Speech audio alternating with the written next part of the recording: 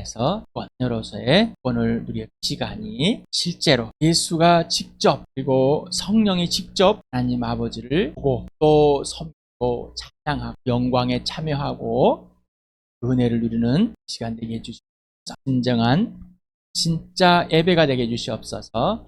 예수님의 이름으로 했습니다.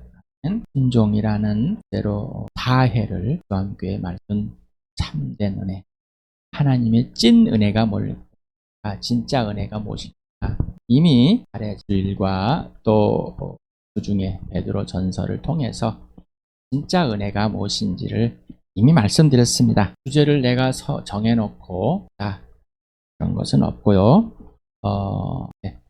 해오다 보니까 성령께서 하나하나 내주십니다. 그러면 주제를 정하지 않는 것이 하나님의 은혜고 성령의 인도를 받는 아닙니다. 그거는 주권은 하나님께 있습니다. 정해놓고 몇 주 동안을 몇 번의 설교를 미리 그려놓고 하는 것도 있습니다.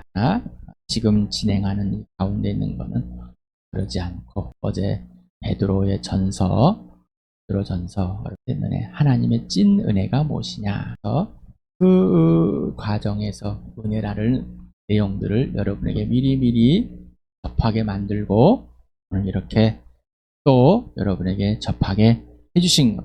진짜로 우리 교회에 하나님께서 어떤 생각을 가지고 그 외에 그 이유를 알려주시면서 하실 것인지 여러분에게 지금 계속해서 알려주시는데 여러분은 그대로 받아들이십니까? 아니면은 여러분의 일에 분주하고 여러분 스스로가 우선순위를 정했다고 그래서 그리고 살아오십니까?는 하나님이 전부가 돼. 어떤 일의 우선순위가 아니라 하나님이 전부가 되면은 하나님께서 우선순위를 정해줍니다. 우리는 성경을 읽는 것이 우선순위입니까? 아니면 예수님과 사귐이 우선순위입니까? 예수님의 지시대로 행하는 것이 최고의 우선순위입니다. 그러지 않고서는 우리는 내가 필요에 의해서 우선순위를 뒤집어 놓습니다. 생각은 이렇게지만 마음은 이렇지만은 몸은 그럴 수 없습니다. 오늘 하나님의 참된 은혜가 무엇일까?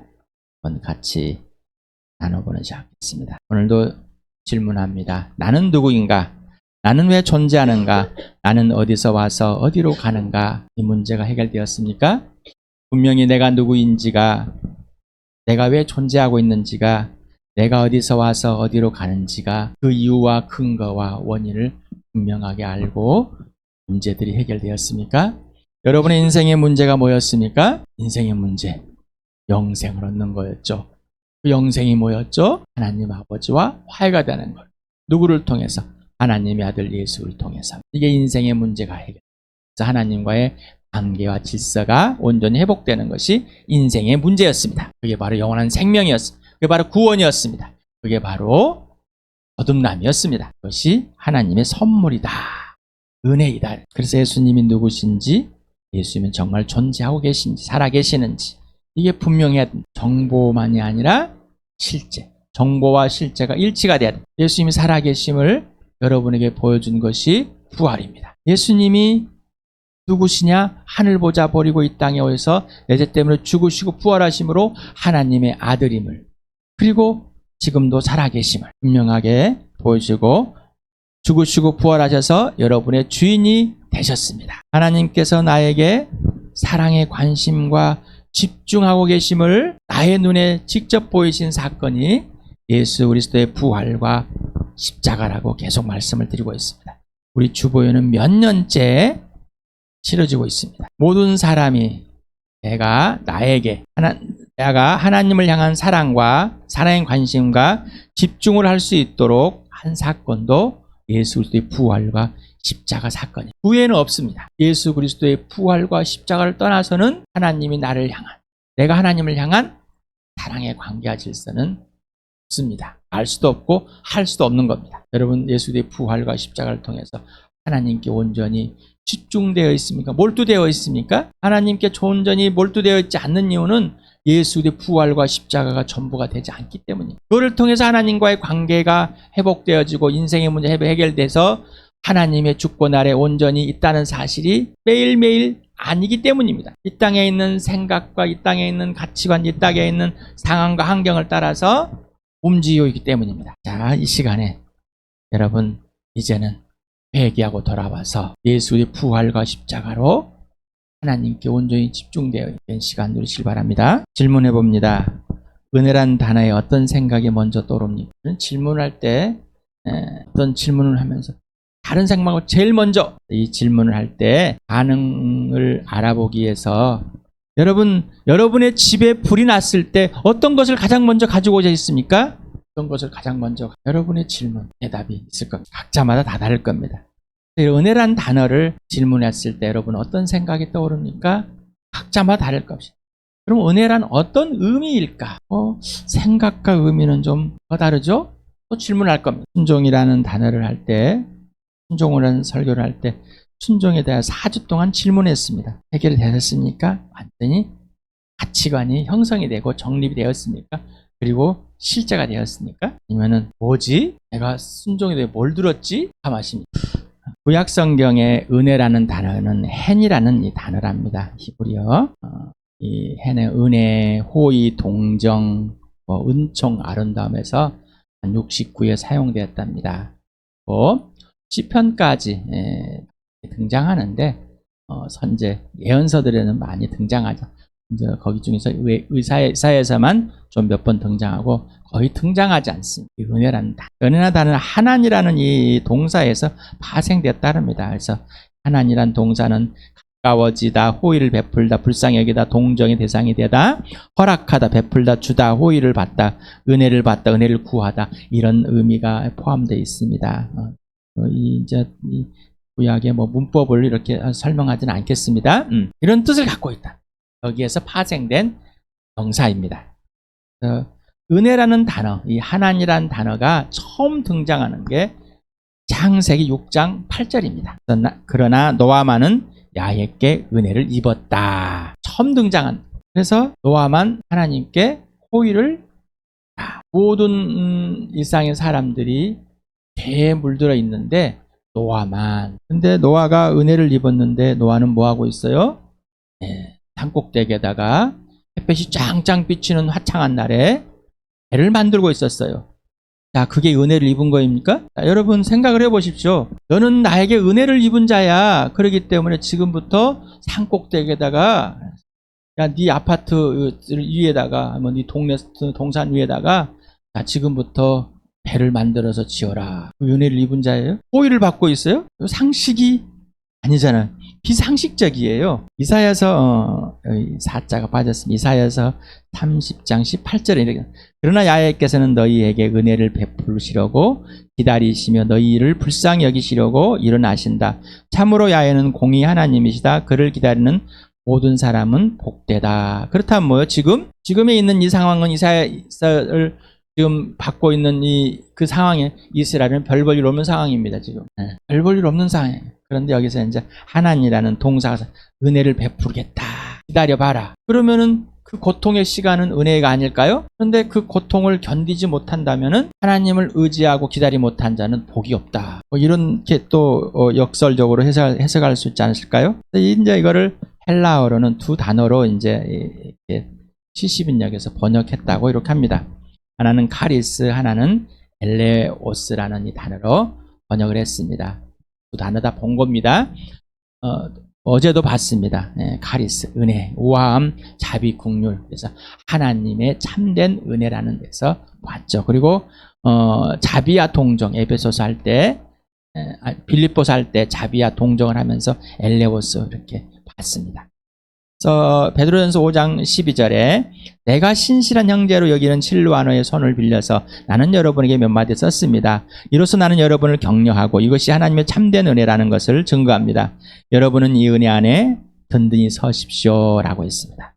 하나님의 참된 은혜를 증거합니다. 이 편지를 썼는데 여러분의 신분이 어떤 신분이고 삼위 하나님이 어떤 분인데 여러분 신분이 어떤 신분이고 이 땅에 사는 게 육체의 고난을 직접 육체의 고난에 참여하게 해서 여러분이 이 땅에 살고 있습니다. 자, 이게 참된 은혜입니다. 우리는 은혜를 갚은 가치를 어려서부터 동화책을 있습니다. 은혜는 갚을 수 있다면은 은혜는 은혜가 아닙니다. 은혜는 하나님의 주권 아래서 베풀어 주는 걸 누리는 것이지 갚는 게 아닙니다. 자, 은혜라는 이 단어를 사전에 찾아보았습니다.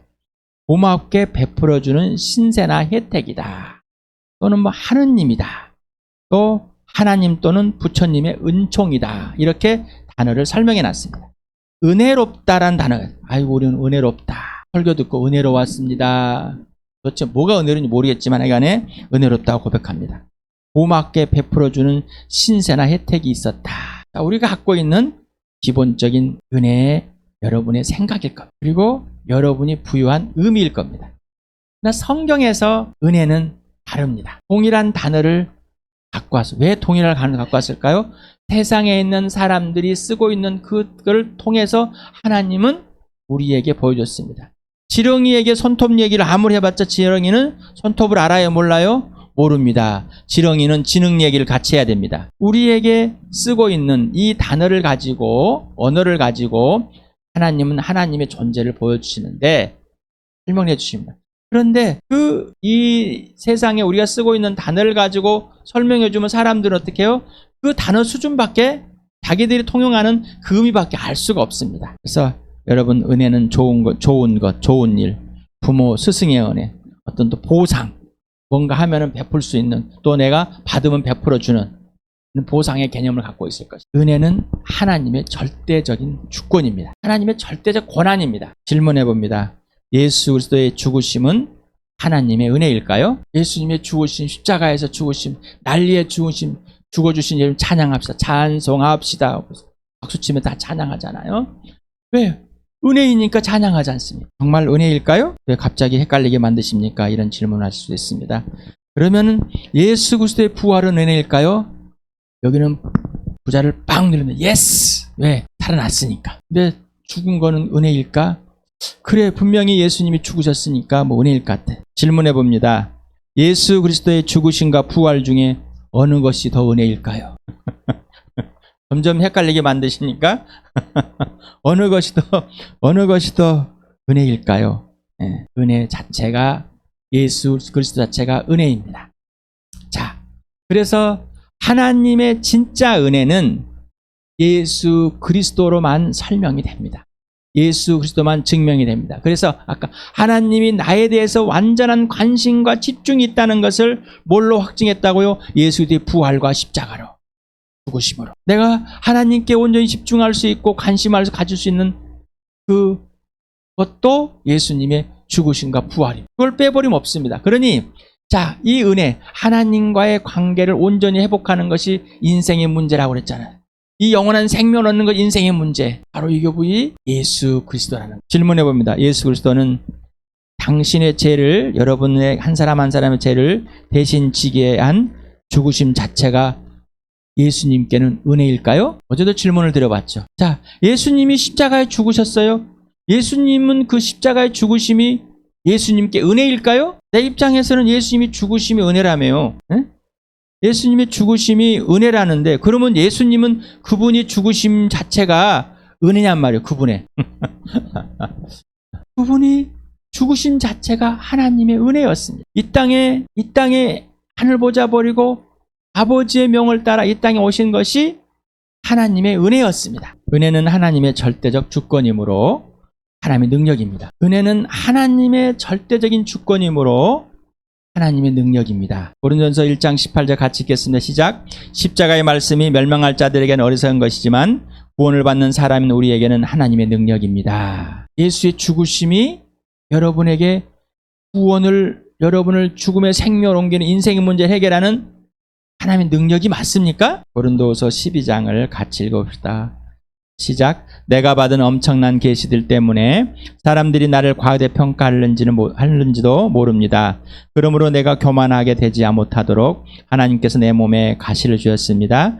그것은 사탄의 하수인이라고 할 수 있는데 그것으로 나를 치셔서 나로 하여금 교만하지 못하게 하시려는 것이었습니다.